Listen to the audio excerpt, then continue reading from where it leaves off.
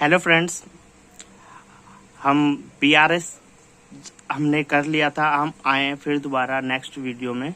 हमें आज के दिन एक इलस्ट्रेशन करना है फिर दोबारा, जो कि दूसरे फॉर्मेट से करेंगे और इजी वे में करेंगे। जैसे मैंने पिछली बार आपको समझाया था वैसे ही समझाते समझाते मैं आपको इलस्ट्रेशन सेकंड दूसरा जो करवाने जा रहा हूँ वो भी हम कर लेंगे। तो आपको अगर पहले वीडियो में अगर आपने नहीं देखी है तो मैं डिस्क्रिप्शन बॉक्स में लिंक दे दूंगा, आप वहां से जाके देख सकते हैं और आप वहां पे मेरे से डाउट्स अपने कमेंट करके पूछ सकते हैं। तो ज़्यादा टाइम वेस्ट ना करते हुए हम आज की वीडियो स्टार्ट करते हैं। आज की वीडियो में हम करने वाले हैं इलस्ट्रेशन नंबर 3, जो कि CA फाउंडेशन की बुक में है।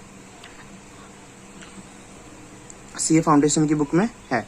अगर आपने मेरी ये वीडियो देख ली है फर्स्ट वीडियो, तो आप जो क्लास 11th और 12th के बच्चे हैं उनका एक फर्स्ट वीडियो में ही सारा मैंने कंप्लीट कर दिया था। लेकिन जो CA फाउंडेशन और CMA फाउंडेशन में है, इसमें क्या है कि इसमें कई टाइप्स के क्वेश्चन हैं, तो मैं उस टाइप्स के क्वेश्चन भी इसमें सोल्व कर रहा हूँ। अगर आपको देखना है तो आप देख सकते हैं। तो आज की वीडियो हम स्टार्ट करते हैं। इलस्ट्रेशन नंबर 3 करने जा रहे हैं, जिसके अंदर हमें क्या बोल रखा है,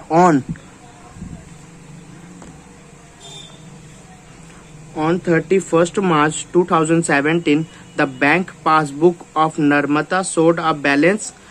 नर्मदा की पासबुक का बैलेंस शो हो रहा है हमारा 1,50,000 to her credit, while balance as per cash book was 1,12,050। ये हमारा कैश बुक है। तो यहाँ पे देखो पासबुक और कैश बुक मैच नहीं हो रहे, ये मिसमैच हो गए हैं। तो अब हमें फ्लोइंग ट्रांजैक्शन नीचे दे रखी है। अब फ्लोइंग ट्रांजैक्शन को हमें सही करते हुए हमें मैच करना है, ठीक है। अब हम मैच करने चलते हैं। यहाँ पे क्या, on scrutiny of the two books see ascertain the following causes of difference. हमें यहाँ पे डिफरेंसेस दे दिए, किन कारणों से डिफरेंस आए हैं वो दे रखे हैं। तो हम अपना सबसे पहले आप मेरे को ये बताओ कि हम किस के हिसाब से करके चलें। पिछली क्लास में हमने कैश बुक के हिसाब से किया था, इस बार हम पासबुक के हिसाब से करके चलते हैं। तो हम सबसे पहले अपना यहाँ पे लिख लेते हैं किसकी बुक में बन रही है ये हमारी account, in the books of Narmada. Narmada की बुक में हम अपने नम्रता है, नम्रता, ठीक है। क्या बना रहे, बैंक रिकनसाइल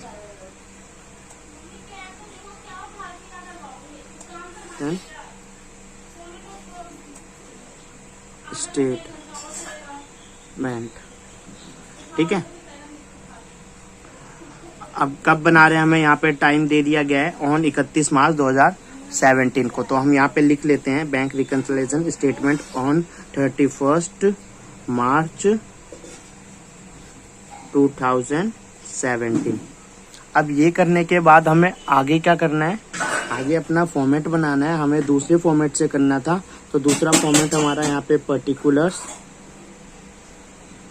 यहाँ पे डिटेल्स, यहाँ पे अमाउंट।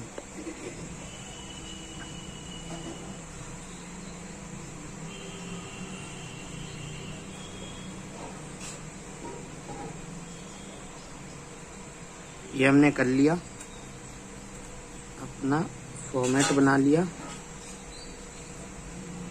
ठीक है। फॉर्मेट बनाने के बाद हमें कौन से बैलेंस के हिसाब से करना था, बैलेंस एज पर पासबुक। तो हम यहाँ पे लिख लेते हैं बैलेंस एज पर पासबुक। मैंने पिछली वीडियो में बनाया था, अगर हम यहाँ पे पासबुक कर रहे हैं तो आंसर क्या आएगा, हमारा कैश बुक आएगा। और कैश बुक का जो आंसर आएगा वो हमारा मैच होना चाहिए जो गिवन है। तो हमारा ये जो मिसमैच हो रखे थे ये बैलेंस हो जाएगा। हमें पता चल जाएगी कि हमारी कहाँ एंट्रियां छूट रखी थी या करी नहीं थी या लेट हुई थी, ये सब हमें पता चल जाएगा। इस क्वेश्चन के थ्रू ही पता चल जाता है। तो अब हमने यहाँ पे लिख लिया बैलेंस एज पर पासबुक। हमारा ये अमाउंट क्या था, अमाउंट जो था हमें यहाँ पे लिख लेना है 1,50,000, ठीक है। अब उसके बाद हम एंट्रिया चालू करते हैं। अब एंट्रिया चालू करने से पहले हमें क्या करना था, यहाँ पे जो ऐड की एंट्री होती है वो हम यहाँ पे लिखते हैं, और जो लेस की एंट्री होती है वो हम यहाँ पे लिखते हैं, ठीक है। ऐड और लेस की एंट्रियां यहाँ पे लिखेंगे। तो अब सबसे पहले हम क्वेश्चन पढ़ते हैं और फिर आगे बढ़ते हैं। तो हमें यहाँ पे क्या बोल रखा है, सी हैज इशूड चेक, उसने चेक को इशू किया अमाउंटिंग कितने रुपए का, 80,000 का, out of which only ₹32,000 were presented for payment. अब मान लो अगर हम उस लड़की ने, यहाँ पे हम रफ वर्किंग शीट करते हैं, वर्किंग शीट में अब हम क्या करेंगे, कैश बुक और पासबुक, ठीक है। हमें बैलेंस दे रखा है, हम पासबुक के बैलेंस के हिसाब से कर रहे हैं, तो हम इसमें हम क्या कर सकते हैं, चेंजेस कर सकते हैं। अब हमने चेक इशूड कर दिया, कितने का चेक इशूड किया था, 80,000 का, यहाँ पे हमने लिख दिया 80,000 हमने अपनी कैश बुक में से माइनस कर दिया। लेकिन पासबुक में यानी बैंक में कितने के लिए प्रेजेंट हुआ, बस पासबुक में -32,000 ही माइनस हुआ, बाकी जो और चेक जिसको दिया होगा उन्होंने अभी बैंक में प्रेजेंट नहीं करवाया। तो इसका मतलब अभी वहां से पासबुक से माइनस हुआ नहीं। तो अब देखो कैश बुक में कितने माइनस हो गए, 80,000, पासबुक में माइनस हो गए 32,000। अब हमें बैलेंस करने के लिए क्या करना होगा, यहाँ पे देखो -80,000 तो आएगा ही आएगा, क्योंकि कैश बुक में हम चेंज कर नहीं सकते। अब पासबुक में चेंज करने के लिए हमें यहाँ पे -80,000 लाना है। तो हम यहाँ पे क्या लिखेंगे, तो यहाँ पे हम लिख देंगे 48,000 अगर माइनस कर देते हैं, और तो हमारा इन दोनों का बैलेंस -80,000 आ जाएगा। तो हमें पता चल गया जो ये वाली एंट्री है ये माइनस साइड होनी है 48,000 से। तो अब यहाँ पे लिख देंगे हम, चेक इशूड कर दिया था हमने, बट ओनली 32,000 प्रेजेंटेड, ठीक है। अब ये करने के बाद हमें कहाँ पे जाना था, 48,000 आ रहा था ना माइनस में, तो हम यहाँ पे ऐसे लिख देंगे 48,000 और ये माइनस, ब्रैकेट का मतलब पता है ना अकाउंट की टर्म में क्या होता है, माइनस होता है इसका मतलब, ठीक है। अब हम चलते हैं नेक्स्ट एंट्री पे। अब हमारा पास नेक्स्ट एंट्री में क्या बोल रखा है, सी रिसीव्ड अ चेक ऑफ ₹5,000, उसने रिसीव करा एक चेक को 5,000 रुपए का, which she recorded in her cash book, अपनी कैश बुक में रिकॉर्ड कर लिया, but forget to deposit in the bank, लेकिन डिपॉजिट करना भूल गया बैंक में। तो अब इसका मतलब क्या हुआ, वर्किंग शीट करेंगे, वर्किंग शीट में हम करेंगे, तो अब देखो कैश बुक और पासबुक। अब क्या करा उसने, कैश बुक में तो एंट्री कर ली थी, जो चेक उसको मिला था, कितने के लिए मिला हुआ था उसको चेक, 5,000 के लिए चेक मिला था, तो 5,000 उसने अपनी कैश बुक में ऐड तो कर लिए, लेकिन पासबुक में उसने कुछ भी नहीं करा। तो हम चेंजेस किस में करने हैं, पासबुक में चेंजेस करने, पासबुक में चेंजेस करने हैं, तो यहाँ पे प्लस है, तो अब यहाँ पे भी क्या कर देंगे, हम प्लस कर देंगे 5,000 के लिए, ठीक है, हो गया। तो अब ये एंट्री हमारी प्लस साइड जाएगी। तो अब यहाँ पे हम ऐड साइड में क्या लिख देंगे, ये वाली एंट्री लिख देंगे, she received a cheque but not deposited, cheque deposited but cheque received लिखेंगे, यहाँ पे क्या लिखेंगे, cheque received but not deposited, deposit नहीं करवाया, ठीक है। कितना अमाउंट था, 5,000, तो हम यहाँ पे लिख देंगे 5,000 प्लस का, ठीक है। उसके बाद क्या करना है, अब हमें थर्ड एंट्री पढ़ते हैं। थर्ड एंट्री में क्या बोल रखा है, a cheque of ₹22,000 deposit by her has not been cleared yet. अब हमने क्या करा, 22,000 का चेक डिपॉजिट करवा दिया बैंक में, बैंक में डिपॉजिट करवा दिया, तो इसका मतलब क्या हुआ, हमने कैश बुक में क्या सोच लिया होगा, बैंक में डिपॉजिट करवा दिया तो कैश बुक में भी जमा हो गए होंगे, तो हमने समझ लिया कि 22,000 रुपए कैश बुक में हमने पासबुक में जमा करवा दी, तो कैश बुक में एंट्री कर दी, लेकिन पासबुक वालों ने, बैंक वालों ने एंट्री ही क्लियर ही नहीं किया, ये 22,000 का चेक का क्लियर ही नहीं किया, तो मिसमैच हो जाएगा। अब हमें चेंजेस में करने हैं, पासबुक में चेंज करने हैं, कैश बुक में हमने ऐड कर दिया है, तो पासबुक में भी क्या कर लो, ऐड कर लो, ऐड कर लेंगे, तो यहाँ पे आ जाएगा प्लस का 22,000, प्लस का 22,000 आ जाएगा, तो हमें यहाँ पे प्लस वाले में क्या लिख लेना है, check deposited but not check deposited but not cleared. Amount कितना था, 22,000। अब यहाँ पे हम लिख लेंगे 22,000। ठीक है, इतना समझ में आया। अब उसके बाद हमें क्या करना है, हमें फोर्थ एंट्री पढ़नी है अपनी। फोर्थ एंट्री में क्या कहा है, फोर्थ एंट्री में कहा है mister Gupta deposited on amount of रुपए इतना in her bank which has not been recorded by her in cash book yet. अब मिस्टर गुप्ता उसका एक कस्टमर था जिसने डायरेक्टली ही डिपॉजिट करवा दिया एक अमाउंट इतने रुपए का उसके बैंक में, in her bank which has not been recorded by her in cash book. Cash book में रिकॉर्ड नहीं किया गया। तो अब क्या करना है, इसको देखो एंड यहाँ पे हम समझते हैं। अब यहाँ पे कैश बुक, अगर हम ऐसी वर्कशीट बनाते करके चलेंगे तो हमें और इजी हो जाता है। वैसे हमें थोड़ी मुश्किल होती है, लेकिन ऐसे हमें बहुत इजी हो जाता है। तो सीए फाउंडेशन में जिस बच्चों को आता है उनके लिए अच्छी बात है, लेकिन मैं यहाँ पे class 12th 11th CMA foundation, CA foundation सभी चीज इन चारों से क्लियर होके जा रहा हूँ, तो मैं अपना सही से समझा रहा हूँ, तो आप अपना कर लें। ठीक है, कैश बुक और पासबुक। अब कैश बुक में हमें क्या क्या था, एंट्री नहीं हुई थी, लेकिन पासबुक में एक कस्टमर ने डायरेक्टली डिपॉजिट करवा दिया था। कितने अमाउंट के लिए, 15,700 रुपए के लिए। तो यहाँ पे हम लिखते हैं 15,700 के लिए बैंक में क्या हो गया, डिपॉजिट हो गया, यानी प्लस कर दिया होगा किसी ने। हम चेंजेस किस में कर सकते हैं, कैश बुक में कुछ एंट्री नहीं हुई, पासबुक में ही चेंजेस कर सकते हैं। तो यहाँ पे प्लस हो गया, तो अब यहाँ पे क्या कर देंगे, माइनस कर देंगे 15,700 को। तो ये एंट्री हमारी कहाँ जाएगी, लेफ्ट साइड चली जाएगी।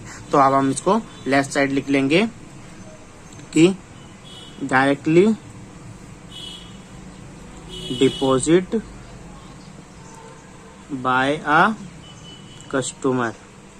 कस्टमर ने डायरेक्टली डिपॉजिट करवा दिया, तो अब इसको हम माइनस कर देंगे 15,700 रुपये। ठीक है, अब क्या करना है, अब हमें नेक्स्ट एंट्री पढ़नी है। यहाँ तक सबको क्लियर है। देखो अगर ध्यान से पढ़ोगे तो ध्यान से हो जाएगा, उसमें कोई दिक्कत की बात नहीं है। ठीक है, अब हम नेक्स्ट एंट्री पढ़ते हैं। नेक्स्ट एंट्री हमें क्या बोल रखी है, bank has credited and interest. Bank ने क्रेडिट किया, मतलब बैंक में पैसे आए किसी के, इंटरेस्ट के हिसाब से पैसे आ गए। कितने आए, 1,500 रुपए, और चार्जिंग 250 एज बैंक चार्जेस। तो इसका देखो, सबसे पहले 1,500 है ना, तो अब यहाँ पे हम कैश बुक और पासबुक बना रहे हैं। अब क्या बोल रखा है, बैंक में पैसे आए यानी क्रेडिट हुए, यानी ऐड हुए। इंटरेस्ट के तौर पे कितने आए, 1,500 रुपए। हम चेंजेस किस में कर सकते हैं, पासबुक में। पासबुक में चेंजेस कर रहे हैं तो यहाँ पे प्लस हो गया है, तो अब क्या करेंगे, माइनस कर देंगे 1,500 को। ये एंट्री हमारी कहाँ चली जाएगी, लेस में। ठीक है, यहाँ पे हम यहाँ पे लिख देंगे interest received by bank. Bank के थ्रू हमें रिसीव्ड हुआ, तो हमने वो लिख दिया। कितना रिसीव्ड हुआ था, 1,500। यहाँ पे हम कर देंगे माइनस। अब हमारी लास्ट एंट्री जो बोल रखी थी, क्या इसमें क्या बोल रखा था हमें, कैश बुक और ये पासबुक है। अब इसमें बोल रखा था हमारे पास कि बैंक चार्जेस, बैंक चार्जेस यानी पासबुक में से डिडक्ट हो गए कितने रुपए, यहाँ पे हमें दे रखे हैं 250 रुपए। अब क्या करना है, अब हमें कैश बुक में कुछ एंट्री हुई नहीं और पासबुक में ही चेंजेस करने हैं। पासबुक में ही चेंजेस करने के लिए अगर यहाँ पे माइनस है तो हम क्या कर देंगे, अब इसको प्लस कर देंगे 250 रुपए को। ठीक है, उसके बाद हम ये एंट्री भी होगी हमारी, ये एंट्री कहाँ पे चली जाएगी, ऐड साइड में। तो हम यहाँ पे लिख देंगे बैंक चार्जेस। बैंक चार्जेस लिखने के बाद हमारा यहाँ पे क्या आ जाएगा, 250 रुपए। अब हमारी सारी एंट्री डन हो जाने के बाद उसके बाद हम क्या करेंगे कि हमारे जो टोटल है वो इस साइड लिखेंगे, अमाउंट साइड। अब देखो यहाँ पे जो ऐड का अमाउंट है वो कितना है, 5,000, 22,000, 27,000, 27,250। अब यहाँ पे लिख देंगे हम 27,250। ठीक है, उसके बाद हमें लेस का भी अमाउंट ऐड करना है और अमाउंट साइड में लिख देना है। तो यहाँ पे लेस अमाउंट कितना है, 48,000, और 15,000 कितना हो जाएगा? 13 3 1 63,000 64,000 65,200 65,200। आप अपने कैलकुलेटर पे करके चेक कर लें कि कैसा सही आया कि गलत आया। अगर गलत आया तो मेरे को कमेंट करें।